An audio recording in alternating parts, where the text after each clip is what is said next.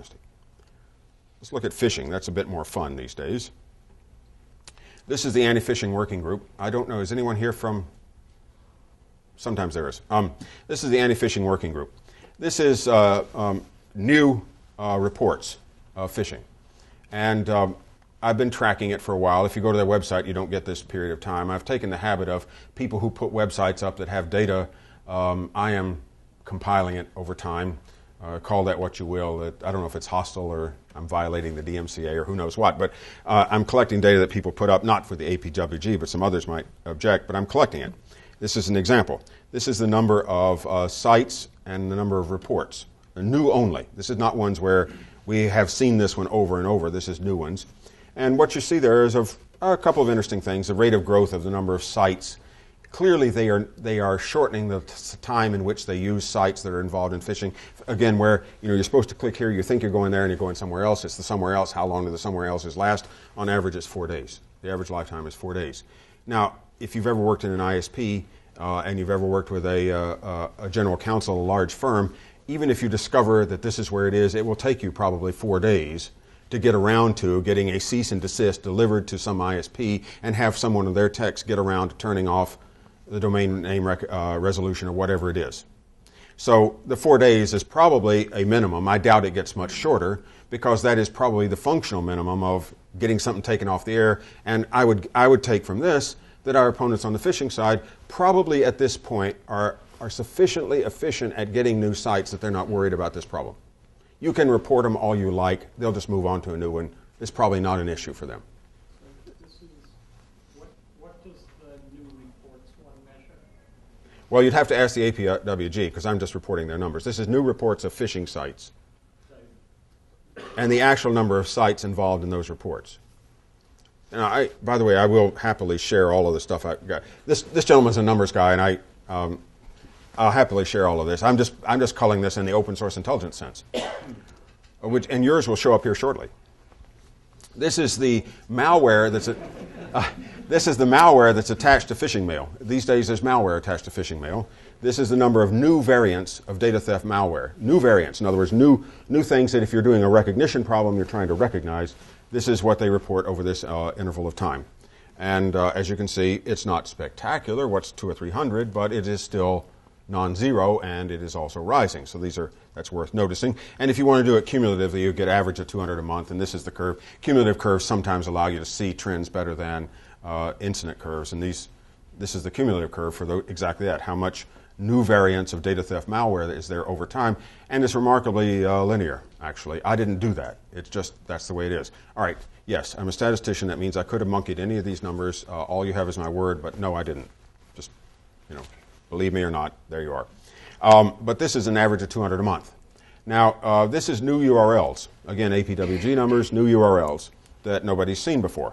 And that's the cumulative one on that, an average of 1,600 a month.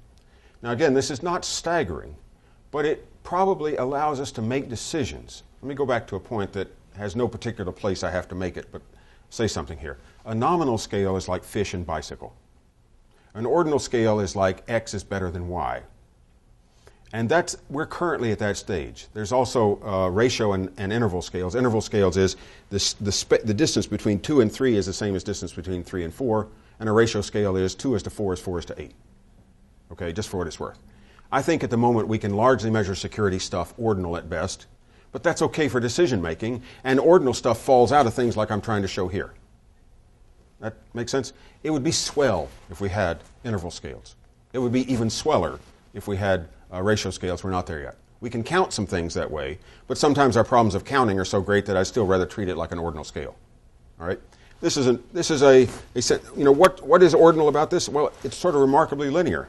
Now, and I'm going to say this again later, what did the Red Queen say? Around here, you have to run faster and faster to stay in the same place. I would guess that one of the messages here is, whatever we're doing, we're not running fast enough, despite the fact that the rate of investment in security is rising everywhere.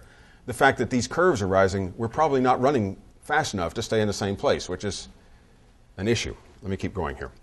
I rescaled these to where you can put them on top of each other just for what it's worth. New variants and new URLs. You divide by their own median so you can put the curves on top of each other, so the shapes now matter, but there's no scale on the left because the scale doesn't mean anything. Okay? This is a large jump over this period of time. This is about 18 months. I could have probably added 1 month to the end here if I'd gone out today and looked at it carefully, because this is about when they release it, but you get the idea. What is this trend telling us? And it's telling us that there must be money to be made here, and the money to be made must be not yet fully harvested, or you wouldn't be adding capacity. This is an example of the opposition is adding processing capacity, if you want to think of it that way. And this is the same, just another way of looking at the same thing cumulatively. I think it's without doubt that phishing is now professional. What a surprise. I mean, you don't need to be smart to do that. It's like which way is the wind blowing. And it is after data. Whether or not, I'm just going to read this, whether or not the insider owner is a thug or not is irrelevant. The reason for this is, what is the first measure of success of an external attacker? And the answer is, they for all intents and purposes become an insider. So for those of you who worry about whether I should focus on insiders versus outsiders, I'd honestly argue insiders, because amongst other things, if you do a good job of that, you largely blunt the effect of outsider attacks as a side effect, because the first measure of success of the outsider is they want to be an insider. And so I don't think it matters. Does that make sense? Now, the fact that these guys abandon these so quickly is a problem. For those of you who want to block things, for example, you want to block known bad URLs, the problem is that your work factor is that cumulative curve, straight line uphill. The work factor for the opposition is, what does it cost them to get a new domain site? Small by comparison. And so this is the kind of asymmetric warfare, to use a term of art in the military these days. This is the kind of asymmetric warfare that's hard to win. So amongst other things, that would tell us that whatever we're doing now, not only are we not running fast enough in the same place, we may want to do something else. We may well want to do something else, because you can't win a game where your work factor is the integral of the work factor of the other person, and theirs is a point function. Eventually you lose. Eventually you lose. Malware, a lovely topic, and there's lots of it. This is semantic numbers. This is from quite a while ago. I just liked these at the time, because, and correct me if I'm wrong, you've changed the way you classify things, so this wouldn't be a relevant graph for you to publish now. But this is the number of new ones of these. Again, I'm trying to illustrate that if you're trying to solve these problems by recognition, you're biting off a hard problem. If it really is 6,000 plus in a 6-month interval, you're talking about a new version every hour. This is a hard problem to keep up with, even if the initial identification is easy.